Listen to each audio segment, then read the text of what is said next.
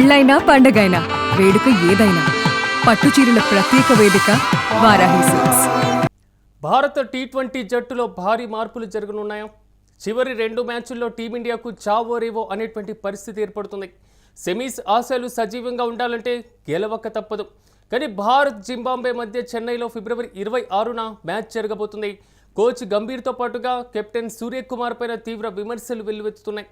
ఇక తుది జట్టులోకి భారీగా మార్పులకు కూడా శ్రీకారం చుట్టేటువంటి అవకాశాలు కనబడుతున్నాయి. తిలక్ వర్మ స్థానంలో సంజు శాంసన్, అదేవిధంగా వాషింగ్టన్ సుందర్ స్థానంలో కూడా అక్షర్ పటేల్, అభిషేక్ శర్మపై వేటు వేయాలని కూడా డిమాండ్లు విపరీతంగా వస్తున్నటువంటి పరిస్థితులు కనబడుతున్నాయి. ఈ నేపథ్యంలో టీ20 మ్యాచ్లకు సంబంధించి భారత జట్టులో ఈ దశలో మార్పులు చేస్తే పరిస్థితి ఏ విధంగా ఉంటుంది?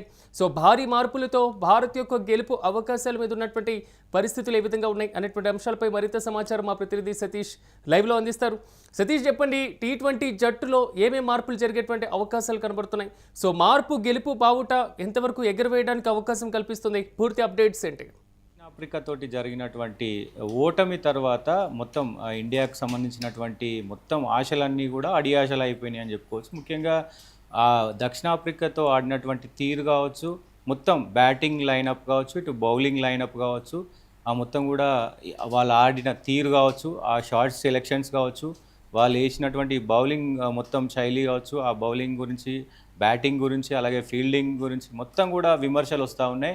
ఇటు సూర్యకుమార్ యాదవ్తో పాటు అటు ఏదైతే గంభీర్ మొత్తం కోచ్ అయినటువంటి గంభీర్ పైన పెద్ద ఎత్తున విమర్శలు అయితే వస్తున్న పరిస్థితి ఉంది. అయితే 26న జరగనున్నటువంటి జింబాబ్వే ఇండియాతో ఈ సూపర్ 8లో మరి 26న మ్యాచ్ జరగనుంది. అది చెన్నైలో జరగనుంది. సో ఆ మ్యాచ్లో పెద్ద ఎత్తున మార్పులు చేర్పులు జరుగుతాయి అనేది కూడా చర్చనీయాంశంగా మారింది. ముఖ్యంగా ప్రస్తుతం ఓపెనర్లు అయినటువంటి అభిషేక్ శర్మ, దాంతోపాటు ఏదైతే నిషాన్ కిషన్, వీళ్ళిద్దరిలో అభిషేక్ శర్మ దాదాపు 3 మ్యాచ్ల్లో డక్అవుట్ అయిన పరిస్థితి కనబడుతూ ఉంది.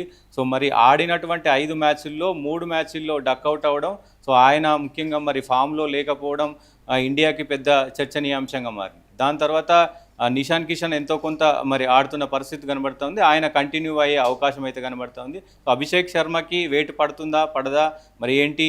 గంభీర్ కావచ్చు, ఇటు సూర్యకుమార్ కావచ్చు, మరి అభిషేక్ శర్మ బ్యాటింగ్ స్టైల్ ఒక విధంగా ఉంటుంది కాబట్టి మరి ఆయనకు కూడా ఈ మ్యాచ్లో మరి ఎక్సెంప్షన్ ఉండబోతుందా ఏంటి అనేది ఒక చర్చ నడుస్తుంది. దాంతోపాటుగా ఫస్ట్ డౌన్లో వచ్చేటువంటి తిలక్ వర్మ పైన పెద్ద ఎత్తున విమర్శలు వినబడతా ఉన్నాయి. ఎందుకంటే ఆయన దాదాపు ఆడినటువంటి 5 మ్యాచ్ల్లో 107 పరుగులు మాత్రమే చేసిన పరిస్థితి ఉంది. ఆ 107 పరుగుల్లో ముఖ్యంగా తిలక్ వర్మ పైన పెద్ద విమర్శ వినబడుతుంది.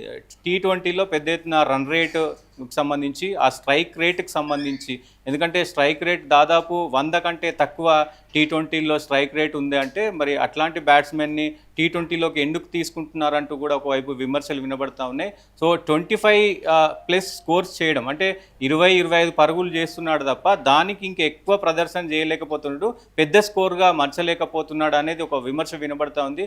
5 మ్యాచ్ల్లో 107 అంటే మరి ఎంత పేలవైనటువంటి ప్రదర్శన ఉందో వేసి చూడాలి.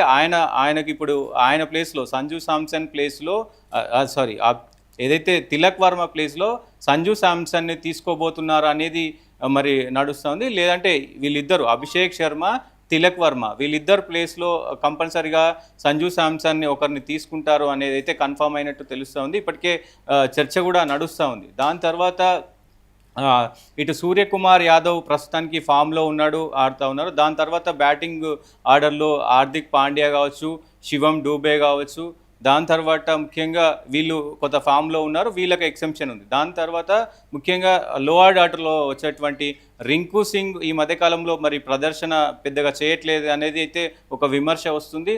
ముఖ్యంగా దక్షిణాఫ్రికాలో అందరూ చేతులెత్తేసిన పరిస్థితి కనబడుతూ ఉంది. వాషింగ్టన్ సుందర్కి ప్రమోషన్ వచ్చింది. దాదాపు ఫస్ట్ డౌన్, సెకండ్ డౌన్లో ఆయన వచ్చిన పరిస్థితి కనబడుతుంది. పెద్దగా షార్ట్ సెలెక్షన్స్ కానీ, ఆడేటప్పుడు ఆ విధానం కానీ అదంతా కూడా మరి అంటే వరల్డ్ కప్ మ్యాచ్ల్లో ఇలా ప్రదర్శన చేస్తే మరి ఎట్లా అంటూ కూడా విమర్శలు వస్తూ ఉన్నాయి. ఇప్పుడు ప్రస్తుతం ఏదైతే అక్షర్ పటేల్కి సంబంధించి కూడా మరి రీప్లేస్ చేసి, వాషింగ్టన్ సుందర్ని రీప్లేస్ చేసి అక్షర్ పటేల్కు అవకాశం ఇవ్వబోతున్నారు. ఎందుకంటే అక్షర్ పటేల్ అటు బ్యాటింగ్లోనూ ఇటు బౌలింగ్లోనూ ఆయనకి కొంచెం ఇది ఉంటుంది కాబట్టి ఆ శైలి, ఆ బౌలింగ్లో ఆ స్పిన్ తిప్పడం కావచ్చు, ఇదంతా కూడా కొంత పట్టు ఉంటుంది. దాంతోపాటుగా ఇటు బ్యాటింగ్లో కొంత అగ్రెసివ్ బ్యాటింగ్ చేసే అవకాశం ఉంటుంది. అక్షర్ పటేల్ కొంత అగ్రెసివ్గా ఆడతాడు కాబట్టి సో ఆయనను తీసుకునే అవకాశం ఉంది. ఎందుకంటే జింబాబ్వేతో ప్రస్తుతానికి అది ఇప్పుడు నెక్స్ట్ జింబాబ్వే మ్యాచ్ కనుక ఓడిపోతే ఇక మొత్తం ఇంటికి వచ్చిన పరిస్థితి కనబడుతుంది కాబట్టి సో ఈ జింబాబ్వే తోటి ఆడేటువంటి మ్యాచ్ చాలా కీలకంగా మారింది. ఆ మ్యాచ్లో కంపల్సరీగా, ఎందుకంటే సౌత్ ఆఫ్రికాతో మ్యాచ్ ఆడుతున్నటువంటి నేపథ్యంలోనే సౌత్ ఆఫ్రికా కంటే ముందు ఆడినటువంటి ప్రతి మ్యాచ్లో కూడా చిన్న టీంలతో ఆడి విజయం సాధించారు. కానీ సౌత్ ఆఫ్రికా లాంటి బలమైనటువంటి జట్టుతో మాత్రం విజయం సాధించలేకపోయారు అనేటువంటి విమర్శ కూడా వ్యక్తమైంది. కాబట్టి ఇప్పుడు జరిగేటువంటి ఈ మార్పులు భారత జట్టుకు ఎంతవరకు బలాన్ని ఇస్తాయంటారు?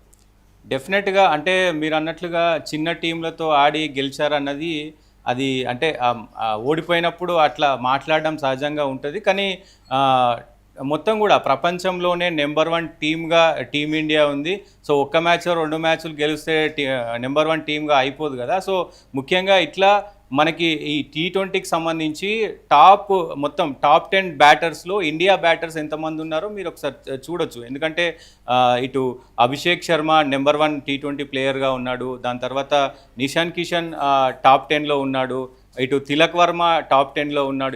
ఇట్లా బ్యాటింగ్ ఆర్డర్లో చూసుకుంటే చాలామంది మన ఇండియన్స్ ఉన్నారు కాబట్టి సో ఒక్కొక్కసారి ఇట్లా ఓటములు జరిగినప్పుడు అట్లా అనడం సహజమే. కానీ ప్రస్తుతానికి ఉన్న ఫామ్ అయితే ఎవరైతే ఈ బ్యాటర్స్ ఉన్నారో వీళ్ళంతా కూడా కొంత ఫామ్ కోల్పోయిన పరిస్థితి కనబడుతుంది. ముఖ్యంగా తిలక్ వర్మ ఫామ్ కావచ్చు, అయితే అభిషేక్ శర్మ ఫామ్ కావచ్చు, వీళ్ళపైన పెద్ద ఎత్తున టార్గెట్ ఉంది. ప్రస్తుతం బౌలింగ్ విషయానికి వస్తే ముఖ్యంగా ఏదైతే చెన్నై ఉందో, ఈ చెన్నై స్టేడియం, చెపాక్ స్టేడియం అంటారు, చెన్నై స్టేడియం ముఖ్యంగా ఆ స్పిన్కు అనుకూలిస్తుంది కాబట్టి మొత్తం కూడా ఇటు వరుణ్ చక్రవర్తి ప్లేస్లో కుల్దీప్ యాదవ్ను తీసుకుంటారు అనేది కూడా ఒకవైపు వినబడుతుంది. ఎందుకంటే వరుణ్ చక్రవర్తి అలాగే హార్దిక్ పాండ్యా మొన్న దక్షిణాఫ్రికాతో జరిగినటువంటి మ్యాచ్లో 4 ఓవర్లలో అటు వరుణ్ చక్రవర్తి 45 పరుగులు ఇచ్చినారు. సో ఇటు హార్దిక్ పాండ్యా 47 పరుగులు ఇచ్చినారు. సో ఇలా బౌలింగ్ కొంత మరి టీంను భయపెడుతుంది కాబట్టి వరుణ్ చక్రవర్తి ప్లేస్లో మిస్టరీ స్పిన్నర్ అయినటువంటి కుల్దీప్ యాదవ్ను తీసుకుంటారు అనేది కనబడతా ఉంది. ముఖ్యంగా ఇట్లాంటి మార్పులు చేసినప్పుడు అంటే కుల్దీప్ యాదవ్కి ఆ స్పిన్ ఎబిలిటీ చాలా ఉంటుంది. రెండు వైపులా ఆ స్పిన్ అంటే రెండు వైపులా తిప్పే అవకాశం ఉంటుంది. గూగ్లీలు పర్ఫెక్ట్గా వేయగలుగుతాడు కాబట్టి కుల్దీప్ యాదవ్ని తీసుకునే అవకాశం ఉంది. ఎందుకంటే ఆయన అనుభవం కావచ్చు, ఆయన వేసేటువంటి ఆ తీరు కావచ్చు, ఎప్పుడు కెప్టెన్ నమ్మకంతో బౌలింగ్ ఇస్తే అప్పుడు వికెట్లు తీసే అవకాశం ఉంటుంది. దాదాపు సో ఇవి చేంజెస్ ఉండే అవకాశం అయితే కనబడుతూ ఉంది. మిగతా వారంతా ఫామ్లో ఉన్నారు. దానికి సంబంధించి ఇప్పుడు టీం అయితే దాదాపు మొత్తం కూడా అభిషేక్ శర్మ, అలాగే ఇషాన్ కిషన్, సూర్యకుమార్ యాదవ్, సంజు శాంసన్, హార్దిక్ పాండ్యా, శివం దుబే, రింకు సింగ్, అక్షర్ పటేల్, జస్ప్రీత్ బుమ్రా, ఏదైతే ఈ మార్పు తర్వాత మరి ఏదైతే వరుణ్ చక్రవర్తి ప్లేస్లో కుల్దీప్ యాదవ్ని తీసుకుంటే కుల్దీప్ యాదవ్, దాని తర్వాత మరి ఇంకా కొంతమంది బౌలర్లు, ఎందుకంటే ఈ స్పిచ్ అంతా కూడా మరి స్పిన్కి అనుకూలిస్తుంది కాబట్టి సో స్పిన్ ఆల్రౌండర్ అందరినీ కూడా పెద్ద ఎత్తున తీసుకునే అవకాశం ఉంది. ఈ 3 మార్పులు అయితే కొంతవరకు అంటే మీరు చెప్పినటువంటి పేర్లన్నీ కూడా ఆల్మోస్ట్ ఇండియాలో ఉన్నటువంటి టీంలో ఉన్నటువంటి ప్రతి ఒక్కరికి సొంత అభిమానులు బలమైనటువంటి అభిమాన గలం కూడా ఉన్నటువంటి పరిస్థితులు కనబడుతున్నాయి. కానీ ఈ మార్పులను అభిమానులు ఏ విధంగా తీసుకునేటువంటి అవకాశం ఉంటుంది? డెఫినెట్గా ఇప్పుడు ప్రస్తుతం ఏదైతే తిలక్ వర్మకు సంబంధించి కంపల్సరీగా 5 మ్యాచ్ల్లో 107 పరుగులు అంటే చాలా పేలవమైన ప్రదర్శన.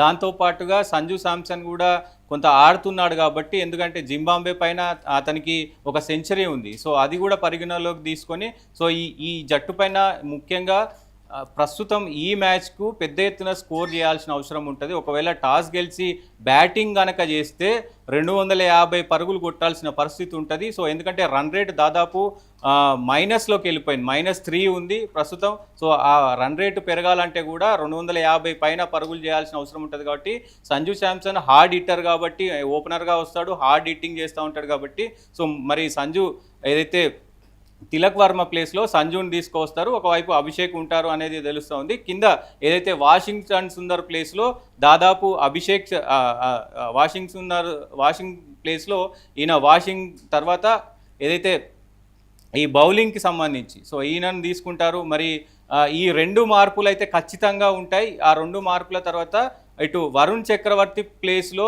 కుల్దీప్ యాదవ్ రానున్నాడా అనేది కూడా ఒక క్వశ్చన్ మార్క్గా ఉంది. ఇది మరి స్పిన్కు అనుకూలించే విషయం కాబట్టి దాన్ని కూడా పరిగణలోకి తీసుకుంటున్నారు. ఏదేమైనప్పటికీ ఎల్లుండి జరగబోయే మ్యాచ్ అత్యంత కీలకంగా మారనుంది. వరల్డ్ కప్లో మరి చావో రేవో చూపుకునే మ్యాచ్ కాబట్టి ఈ 3 మార్పులు ఖచ్చితంగా ఉండబోతున్నాయి. ఎందుకంటే ఈ మ్యాచ్ గెలిస్తే కనుక మళ్ళీ వెస్టిండీస్తో మ్యాచ్ ఉంటుంది. ఒకవేళ వెస్టిండీస్తో గెలవాలంటే ఈ మ్యాచ్ గెలిచి వెస్టిండీస్తో కూడా మరి ఆ విజయానికి సుక్కునం చేసుకునే అవకాశం ఉంటుంది. సో ఈ 3 మార్పులు అయితే ఖచ్చితంగా చేయాలి. చేయకపోతే మరి జింబాబ్వేతో కూడా ఓడిపోయే అవకాశాలు ఉంటాయి. ఎందుకంటే వాళ్ళు ఆస్ట్రేలియాను ఓడించారు, అటు శ్రీలంకను ఓడించారు, వాళ్ళ సొంత గడ్డ పైన శ్రీలంకను ఓడించారు. సో ఇవన్నీ మనం పరిగణలోకి తీసుకోవాల్సిన అవసరం ఉంటుంది. ఎవరు ఫామ్లో లేకపోతే వాళ్ళని పక్కన పెట్టే అవకాశం ఉంటుంది. కాబట్టి మరి గౌతమ్ గంభీర్ అలాగే సూర్యకుమార్ యాదవ్ మరి ఎలాంటి నిర్ణయాలు తీసుకుంటారు, టీం మేనేజ్మెంట్ ఎలాంటి నిర్ణయాలు తీసుకుంటుందో చూడాల్సిన అవసరం అయితే ఉంటుంది. Siraj. Right Satish, thank you. భారత టీ20 జట్టులో భారీ మార్పులు చోటు చేసుకోబోతున్నాయి. చివరి 2 మ్యాచ్ల్లో టీమిండియాకు చావో రేవో అనేటువంటి పరిస్థితి ఏర్పడుతుంది. ఇక సెమీస్ ఆశలు కూడా సజీవంగా ఉండాలంటే గెలవక తప్పని పరిస్థితి ఏర్పడింది. ఇక భారత్తో పాటుగా జింబాబ్వే మధ్య చెన్నైలో ఫిబ్రవరి 26న మ్యాచ్ జరగబోతుంది. కోచ్ గంభీర్తో పాటుగా కెప్టెన్ సూర్యకుమార్ పైన తీవ్ర విమర్శలు వెల్లువెత్తుతున్నటువంటి పరిస్థితులు ఉన్నాయి. అయితే తుది జట్టులోకి భారత మార్పులు పూర్తి స్థాయిలో శ్రీకారం చుట్టేటువంటి అవకాశం కనబడుతున్నాయి. తిలక్ వర్మ స్థానంలో సంజు శాంసన్తో పాటుగా వాషింగ్టన్ సుందర్ స్థానంలో అక్షర్ పటేల్ను ఉంచేటువంటి అవకాశాలు కనబడుతున్నాయి. ఇక అభిషేక్ శర్మ పైన వేటు వేయాలంటూ కూడా డిమాండ్లు వెల్లువెత్తుతున్నాయి.